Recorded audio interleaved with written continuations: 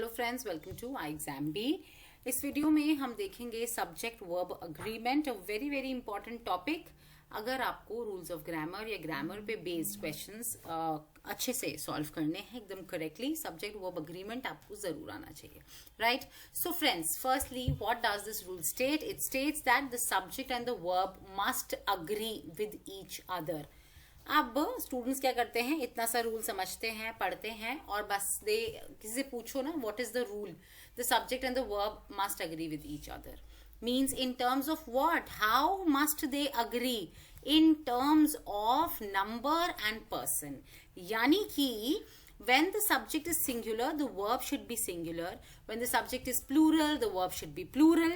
When the subject is I, है ना, तो verb क्या होना चाहिए? person पे आ गए हैं अब हम, है ना, am या was होना चाहिए। you, we, they subject है, verb आपका are या were होना चाहिए, right?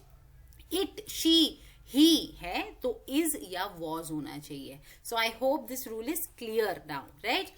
तो अब देखिए, तो अब आपके सामने एक सेंटेंस है, थोड़ा लंबा सेंटेंस है और इसमें कुछ एरर्स हैं सब्जेक्ट वर्ब अग्रीमेंट के, right.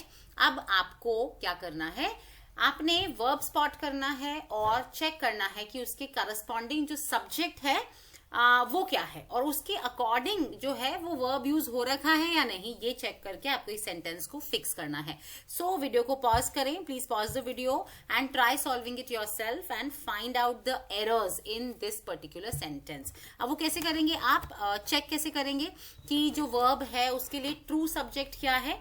Bye asking the question who और व्हाट। तो खुद से एक बार ट्राई करें and now we are discussing this. So सबसे पहले let's read it. It is saying although studies during space simulations on earth has suggested. So has is the verb, है ना, ये वर्ब है। अब देखो इसके लिए सब्जेक्ट क्या है? स्टडीज। स्टडीज क्या है, सिंगुलर या plural? We know that it is plural, so has is wrong, it should be have, okay. Suggested that crew members still accomplishes mission goals under highly autonomous conditions। ठीक है, accomplishes हमें दोबारा एक verb मिल गया। अब देखो कौन है जो accomplish करता है mission goals? crew members, members है ना, तो members क्या है? plural है, right? अब एक बात आपको अगर नहीं पता है तो इसको एक बार ध्यान करें कि कभी भी जब नाउन होता है हमें पता है हम एस या ईएस लगाकर हम नाउन को प्लूरल बनाते हैं, right. General, this is the general rule, right. ऐसे ही जनरल रूल है कि हम वर्ब को एस या ईएस लगाकर सिंगुलर बनाते हैं। तो अगर आपको वर्ब प्लूरल करना है so you will have to remove S या ईएस, ओके। सो यहाँ पे अकम्प्लिश हो जाएगा instead of accomplishes, okay. Still accomplish mission goals under highly autonomous conditions. Researchers aims to understand more. Again हमें एक verb मिला, एक action मिला, aims, right? अब आप देखिए इसके लिए subject क्या है? Who aims to understand? तो researchers aim to understand. So aims wrong है, aim होगा। Understand more about how these conditions affects crew member interactions.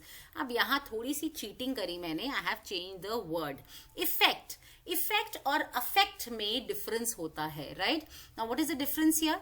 Difference होता है कि जो इफेक्ट होता है it is the result, okay, and जो अफेक्ट होता है AFFECT, that affect means to influence, okay. So वो वर्ब होता है। तो यहाँ हमें पता है कि ये वर्ड ही गलत है, जो इफेक्ट्स है ये वर्ड ही गलत है। इसकी जगह या तो आपका अफेक्ट आना चाहिए या अफेक्ट्स आना चाहिए, बिकॉज हमें वर्ब चाहिए यहाँ पे, ठीक है। कंडीशंस जो है वो अफेक्ट कर रही हैं, इन्फ्लुएंस कर रही हैं, राइट। सो वर्ब आना चाहिए, एक्शन, ओके। अब देखिए इसके लिए सब्जेक्ट क्या है, क्या है जो अफेक्ट कर रहा है? कंडीशंस अफेक्ट कर रहे हैं, राइट। सो कंडीशंस क्या है? प्लूरल, तो फिर वर्ब क्या आना चाहिए? affect, okay।